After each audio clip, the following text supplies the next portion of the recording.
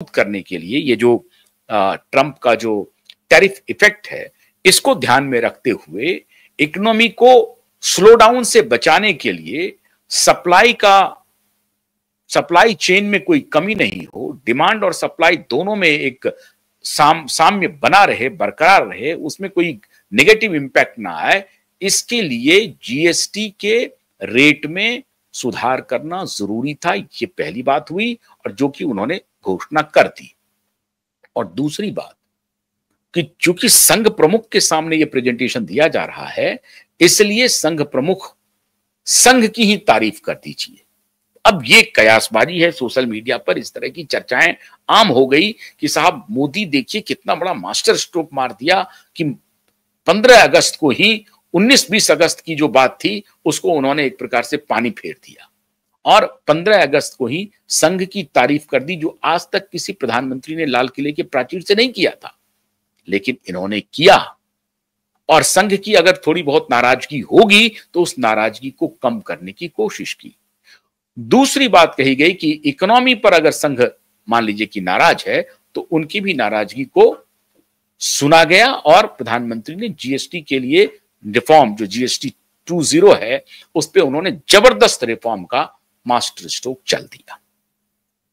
ये तो हो गई साहब 15 अगस्त, 19-20 अगस्त और फिर 26, 27, 28 अगस्त को 28 अगस्त को जो क्लोजिंग डे था, उस दिन जो मोहन भागवत जी ने कहा कि 75 का जो विषय है उसका कोई मतलब नहीं है, वो एक व्यंग का हिस्सा था।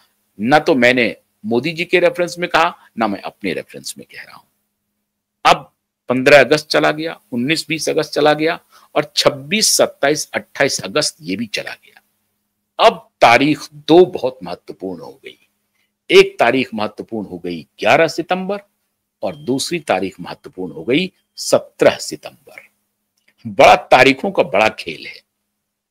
अब यहां भी प्रधानमंत्री मोदी के लिए एक और फुल टॉस आ गया, जहां पर कि सोशल मीडिया में जो कैंपेन चल रहा है मित्रों, उस कैंपेन को तहस नहस करने के लिए यह काफी था। अब जैसे कहते हैं ना कि प्रधानमंत्री खेल रहे हैं और उनको एक से एक गेंद मिल रहे हैं और हर गेंद को वो ठीक से टैकल कर रहे हैं। इस बार उनको फुल टॉस मिल गया और फुल टॉस ऐसा मिल गया, 11 सितंबर की तारीख मिल गई। अगर ये तारीख 17 सितंबर के बाद आती तो संघ प्रमुख का इंतजार किया जाता कि प्रधानमंत्री को कौन कौन बधाई दे रहा है, संघ प्रमुख दे रहे हैं या नहीं दे रहे हैं।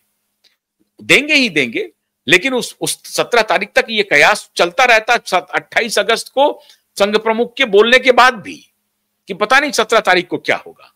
लेकिन 11 सितंबर जो तारीख आ गई तो समझिए कि नरेंद्र मोदी को फुल टॉस मिल गया और उन्होंने एकदम से फुल टॉस को बिना वक्त गंवाए शानदार टाइमिंग के साथ हाफ बोली बनाया और सीधा, आप चाहे मिड विकेट कह लें या मिड ऑन कह लें, अगर आप क्रिकेट खेलते होंगे तो आपको मालूम होगा कि बॉलर के ठीक पीछे मिड ऑफ और मिड ऑन होता है। तो उन्होंने बहुत बढ़िया फुल टॉस मिला तो आप मिड ऑन पे छक्का लगाने में बड़ी आसानी होती है, तो मिड ऑन पे उन्होंने छक्का लगा दिया। कैसे छक्का लगा दिया, अब मैं वो आपको पढ़ के सुनाता हूं और इसे जानना बहुत जरूरी है।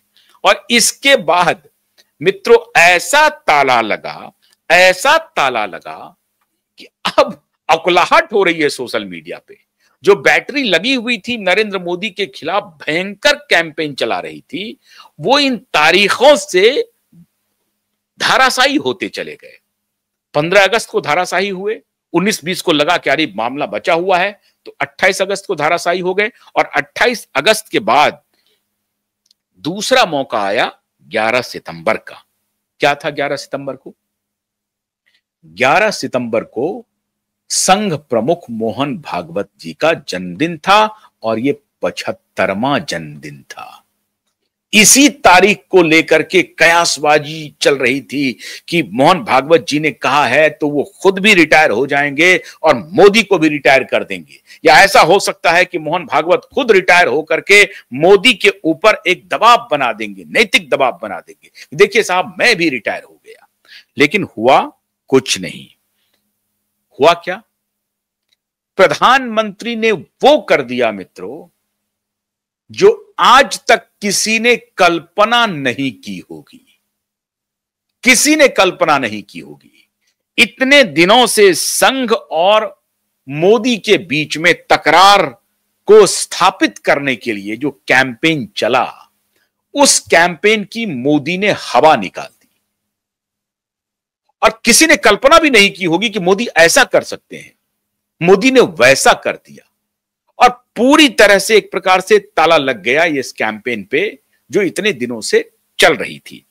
क्या है कैंपेन को कैसे तालाबंदी की नरेंद्र मोदी ने, वो जब आप सुनेंगे तो हैरान हो जाएंगे। नरेंद्र मोदी ने एक लेख लिखा, वो अंग्रेजी में भी छपा, हिंदी में भी छपा और देश के प्रमुख अखबारों में छपा, डिजिटल प्लेटफॉर्म पे छपा और फिर उनका ये पत्र तो वायरल हो गया।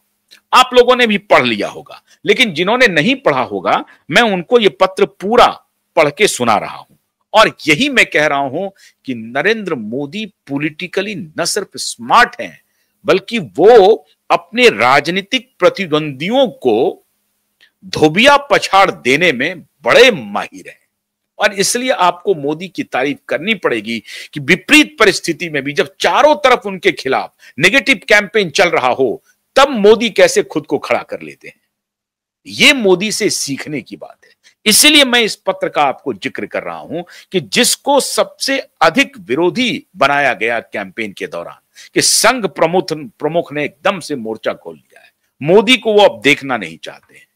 मोदी को अब किसी भी सूरत में 17 सितंबर के बाद उनका इस्तीफा लेकर रहेंगे या नहीं तो संगठन की बात मैं अभी बाद में आता हूं, लेकिन मोदी को वो अब नहीं देखना चाहते हैं। हुआ उल्टा। और वो जो पत्र मोदी ने लिखा, उस पत्र को जब आप सुनेंगे तो आप मोदी की बुद्धिमत्ता, मोदी की संवेदनशीलता और मोदी क्या है इसे समझ जाएंगे कि संघ के प्रति मोदी क्या सोचते हैं। दोनों प्रचारक रहे हैं, मोदी भी प्रचारक रहे हैं और सरसंघ चालक तो है ही है। तो दो प्रचारक, दो